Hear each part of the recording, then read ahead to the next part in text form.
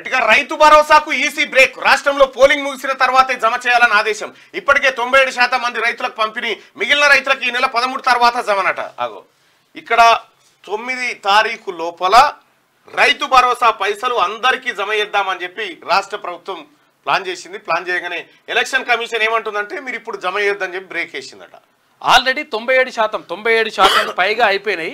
Already ఇంకా 2.7% రావాలంట. ఇంకా అవి 1,00,000 అంటే 100 ఎకరాల పైన ఉంటారు కదా, అటువంటి వాళ్ళకి రావాలంట. ఇంకా రైతు భరోసా స్కీమ్ కింద రైతులకు ప్రభుత్వం అందజేస్తున్న పెట్టుబడి సాయం పంపిణీకి ఎలక్షన్ కమిషన్ బ్రేక్ వేసింది.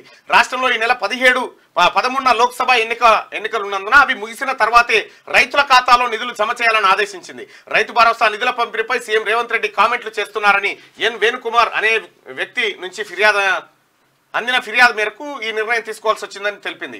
ఈ లోక్సభ ఎన్నికలు పూర్తయ్యేంత వరకు రైతుల ఖాతాలో నిధులు జమ చేయొద్దని, పోలింగ్ ముగిసిన తర్వాతే నిధులు పంపిణీ చేయాలని ఈసీ మంగళవారం ఉత్తర్వులు జారీ చేసింది. ఈ విషయాన్ని రాష్ట్ర ప్రభుత్వానికి తెలియజేసి పథకం అమలుపై సాయంత్రానికల్లా రిపోర్ట్ అందజేయాలని రాష్ట్ర ఎన్నికల ప్రధానాధికారిని ఆదేశించింది. అయితే ఈ ఎన్ వేణుకుమార్ అనేటువంటి వ్యక్తి పోయి ఎలక్షన్ కమిషన్ కంప్లైంట్ చేసినట. ఇప్పుడు పైసలు ఎత్తురు రైతుల ఖాతాలలో, ఓట్లను ప్రభావితం చేస్తాయని చెప్తే ఎలక్షన్ కమిషన్ దాన్ని ఆపమని చెప్పి ఆపిందట. ఇక ఎవరికైతే పడలేదో ఈ 13 తారీఖు తర్వాత వేయాలని చెప్పి ఎలక్షన్ కమిషన్ చెప్పింది. పైసలు మాత్రం రెడీగా ఉన్నాయి ప్రభుత్వం దగ్గర. మాక్సిమం పడ్డాయి, ఇంకా కొంత ఒక 3% ఉంది ఇంకా.